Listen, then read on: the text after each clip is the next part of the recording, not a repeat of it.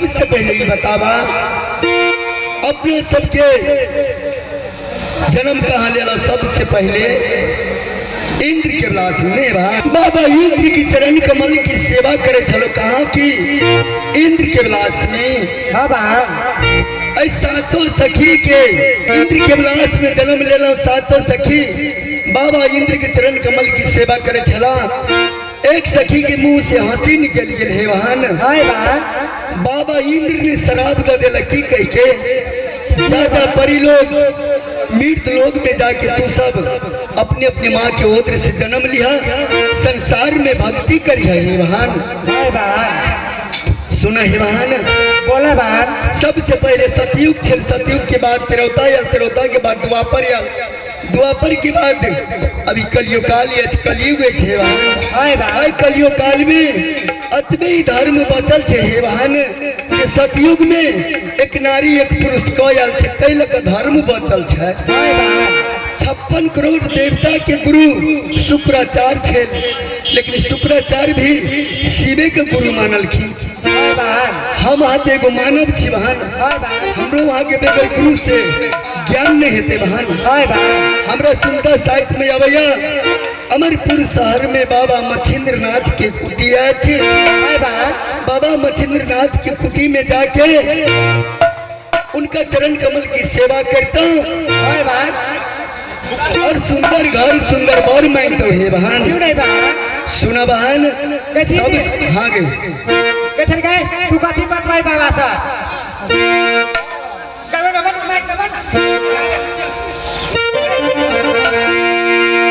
मुझसे तू काफी मांग भाई बाबा सा बुढ़िया के मांग लिया बात की तक भाई ज्ञान मांग भाई ज्ञान काफी मांग भाई ज्ञान मांग भाई कोट की तू काफी मांग भाई हम मांग भाई घर। सुना है बहन और सुंदर फूल सीकी की डाली में सजा के लजेबे। अच्छा ये कहे बहन अपना सबके सबसे पहले समाज भरल व्यक्ति के प्रणाम करे छी। हम सब कहबे शुद्ध गोपी चंद के नाच करे छी, जेकरा कहे छी गुदरिया गोपी चंद, जे गाँवे गाँवे सरंगी लग भीख मांगने घुरैया ओई के नाच करे छी हम सब।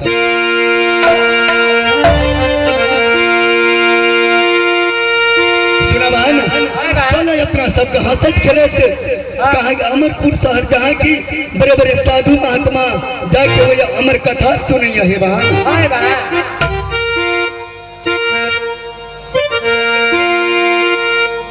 अब चलिए उस सहोदरी को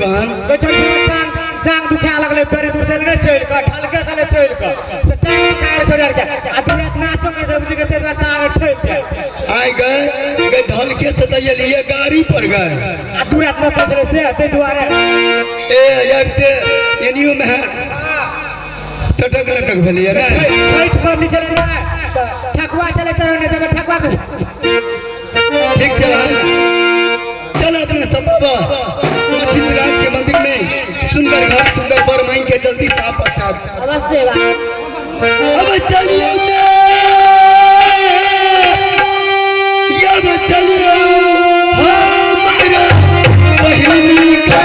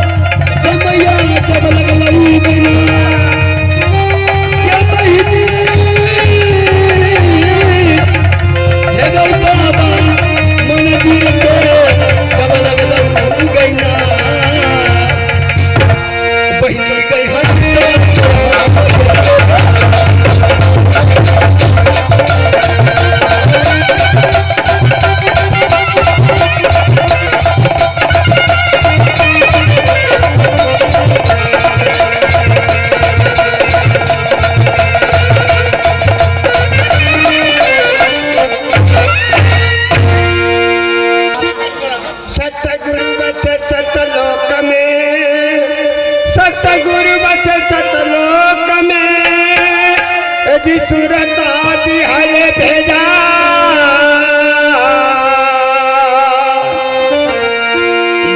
ध्यान रटन की घोरबा पलया दे मानुष जन्म अनूप मानुष जन्म अनूप यदि मिलही न दूजा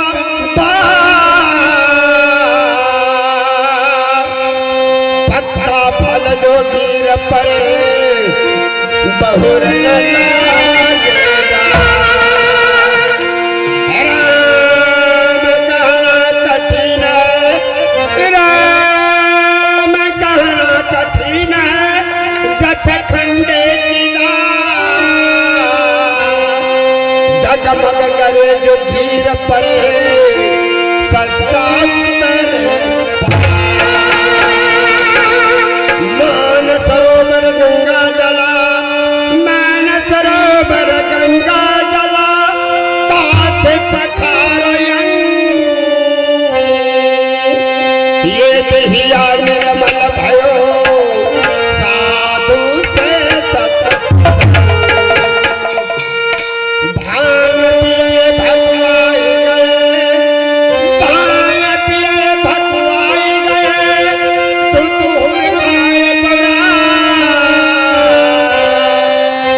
गदा पिए श्रीमत भयो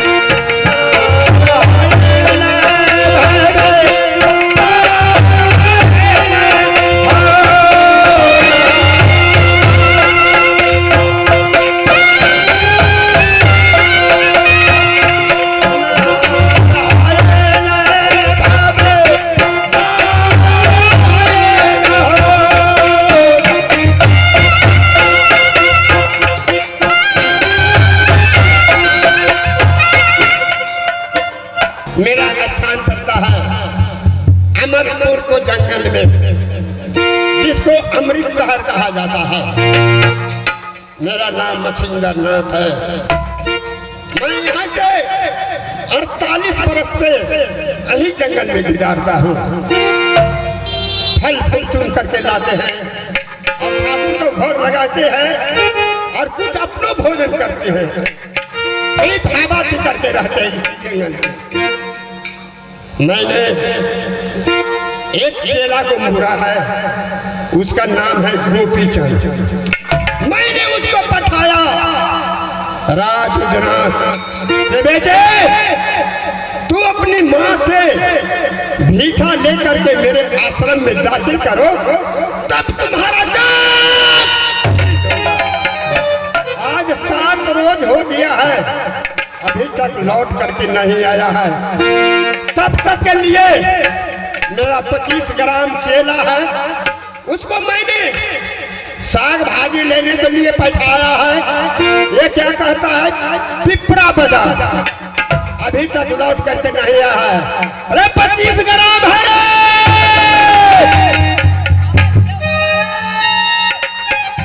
अरे किधर है तू?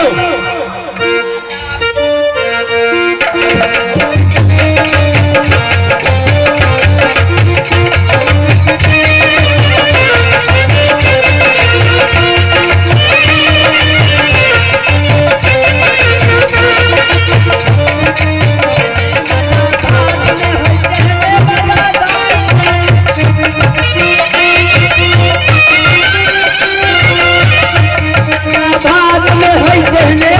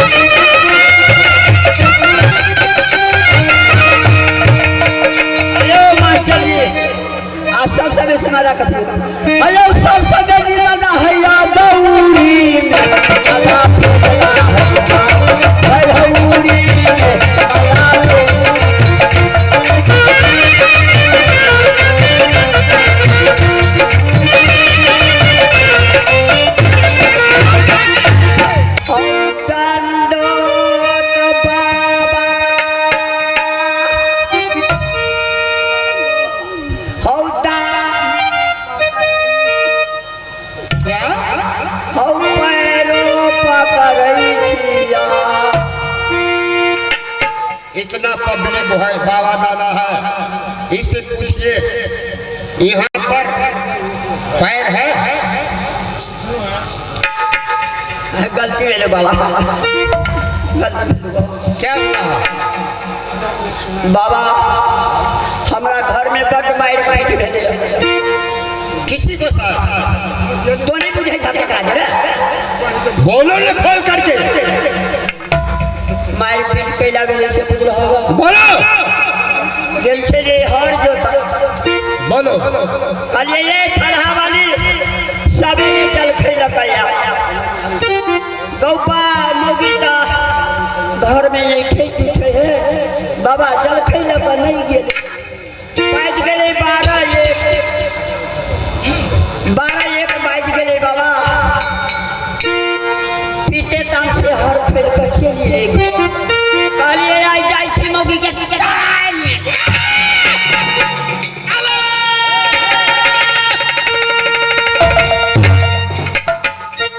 सारा संग से हो करके हट करके कर दीजिए बाबा। हर फलका के लिए दूरा पर हर रात के लिए देहरी पर बैठ रहा। ये ठलहा वाली एक लोटा पानी दिया, मौगी तो घर में से धमकल ये ले बाबा, मौगी तो धमक कर ये ले आ हम चलिए देहरी पर बैठ आ पछे से मौगी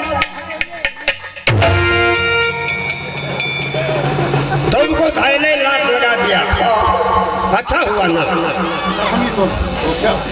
अरे तोरा कहत हुआ शैम्पू देखो तब क्या हुआ? हम कहलिए मार खाइए लेबे तब भीन बहुत तब बाबा भीन भर गेल। हमार घर वाली पड़ गेले मैं बाबू के फांट में, अच्छा आ हमरा फांट में नुआ पर ये सारी तुमको लखड़ा में पड़े हैं?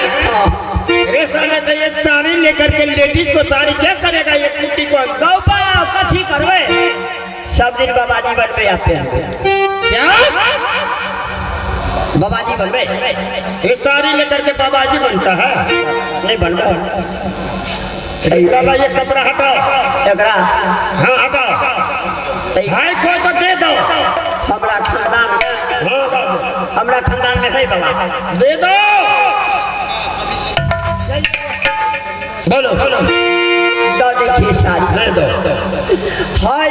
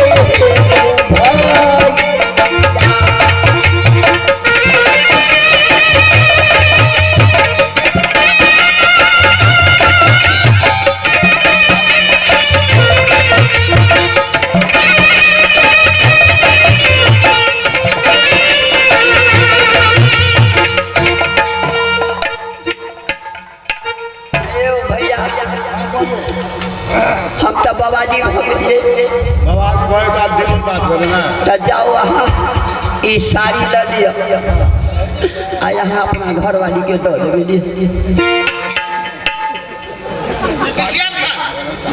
तब हम बाबाजी भगलिए आ हमार घर वाली तब केना करते तो दुख सुख तो यही न कटेबै यो देखियो बाबाजी वाली बात सान के माने कि साड़ी से दे घर वाली का कपड़ो अब हमार घर वाली नहीं पहनते ये तो अपना बहू के दे दी सुनो हो गया फैसला आप तुम्हारा घर वाले ये साड़ी नहीं पहनेगा, उसको समीज सलवार सिला दो। अब ओकरो मायराम वाला कपड़ा देवे। हाँ अच्छा ठीक है। अच्छा बाबा बोल साग लाले पठोली बोलो। धन खा गेलियो, एक नगर गेलियो, महेंद्र नगर गेलियो, सखुबा बाजार गेलियो, कत्तो नहीं भेटलो। बाजार पर साग सब्जी नहीं मिला, कत्तो नहीं साग भेटलो बाबा। रास्ता में आवे छलिए रौसार ओकरा का साग भेट गेल। कौन सा साग मिला? एक खाता में देखलिए चिलमिल चिलमिल चिलमिल करी, और कहलिए बाबा के तरकारी भो गए, सागे नहीं भेटले ने, तरकारी तो भेटले। खत्ता में साग सब्जी फलता है। बाबा ये तो चलिए। अरे उसको नाम क्या है? नाम नहीं पूछा बोलो। तो ये तो चलिए ओकरा यहाँ बाबू भैया इससे पूछो तो इतना बार के कौन समझता है? उसको नाम क्या है? ओकरा दूटा आँख हुई, अच्छा ऊपर में पाँख हुई, अच्छा नंगड़ी हुई है। अच्छा नंगड़ी नहीं पूछे साग भाजी के नंगड़ी। बोलो। काकी बता नहीं बुझला माछ।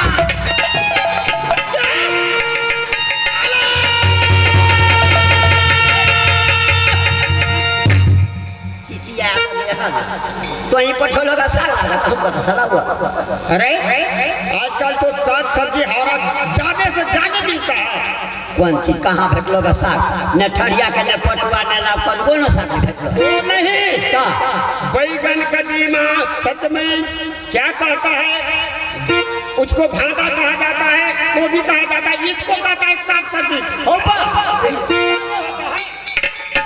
वो सबके साग कहता, सबको संत कहता है साग। हम तो कहते ठड़िया साग कहे बाबा, तो परोरो के कहे साग है। सुनो जा, मैं अब ध्यान में बैठता हूँ। सैन में तो सैन काटा जाए था। अरे गुंडा बाबा जी तो चोर है कहीं सैन में जाए छी बोलू। अरे ये तप नहीं बिकता है, ये ध्यान कर दे। तप में जाता है तब तक ले तुम ड्यूटी करो, बिना ऑर्डर से मेरे कुटी में कोई आ नहीं सके। अच्छा बाबा मायराम तो नहीं छो क्या है तोरा बहू नहीं छो? अरे संत को शादी होता है।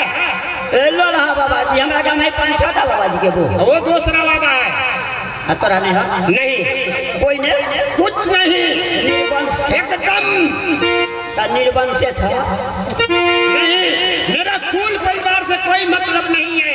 अच्छा चलो चलो चलो बाबा जी बोलो। आज जनाई के आश्रम में हमारा छोड़ लिए घर वाली के थोड़ा हम छोड़ा है घर वाली के। अच्छा कौन तोरो घर में जे भेट लो तो तोड़ देबो। कान खोल करके सुन लो साले, इधर उधर करेगा साले तुमको बकरी बना दे।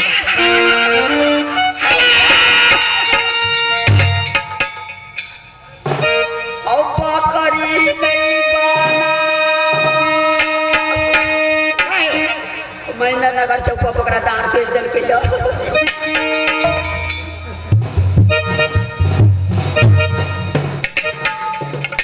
तक लिए ध्यान में मैं देखता हूँ एक गोपीचंद है कहाँ नहीं है पता लगाता हूँ। नाम जपना कोई नहीं अपना,